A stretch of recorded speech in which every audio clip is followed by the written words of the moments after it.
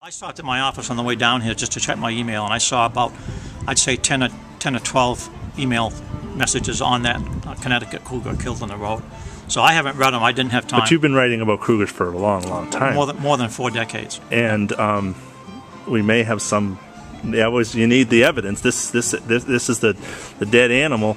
That's the evidence you need that they're around. Well, then the question is going to be, what the DNA sequencing will tell you in terms of origins. Was it an escaped pet? I don't know. I've never heard of that many people having pet cougars. But I do know this: in more than 4 decades of keeping track of sightings, and in more than 40 years of writing about only the very best reports, I don't have one shadow of a doubt that there are mountain lions out there. You can't. Is that based upon? I mean, you know the people who are telling you, and you also know as a reporter and who's people have told you stories that you know aren't true. But what do you mean by the quality? First of all, not often, but I do know personally some of the people who have had some of the best sightings. Secondly, over the years, I've developed a list of questions, a series of questions. There are, I guess it's 6 basic questions. I can tell by the time I get to question 4 whether I've got a good report or it's a specious one.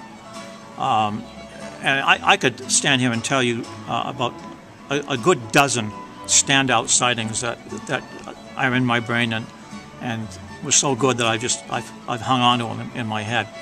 As a matter of fact, my neighbor, I saw one coming out of my back driveway. I wasn't home, but and I know this guy. He's a metal sculptor. And my other neighbor to the south on the Belware place, Herc Lemire, was haying one day with 2 helpers, and they stopped loading hay to watch a cougar lope across the hayfield. The three grown people in broad daylight, 50 feet from the animal. Yeah. How do you argue with that? And what else is there out there that's the size of a German Shepherd with a big long tail? It doesn't take a rocket scientist. There's only one animal. Well, it's very exciting to see what will happen, and that's Fish and Game's been saying all along. Well, they're in denial, and I don't know why they can't be diplomatic about it and say, okay, look, it appears that people are seeing what seems to be cougars out there. Now, is that a stretch to be able to say that? It's to me the polite thing to do. It appears that people are seeing what sounds like cougars out there. And in the next breath, they can say, if so, we don't know where they're coming from. Seems reasonable to me. It's not a stretch for me to see them saying that. But instead, they continue to insult people's intelligence. I don't like that. I don't like that at all. I got to tell you, Woody, I hear this when I speak all over the state. And often cougars are one of the things that I talk about.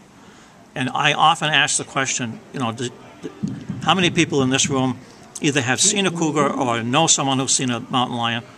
And a lot of hands go up.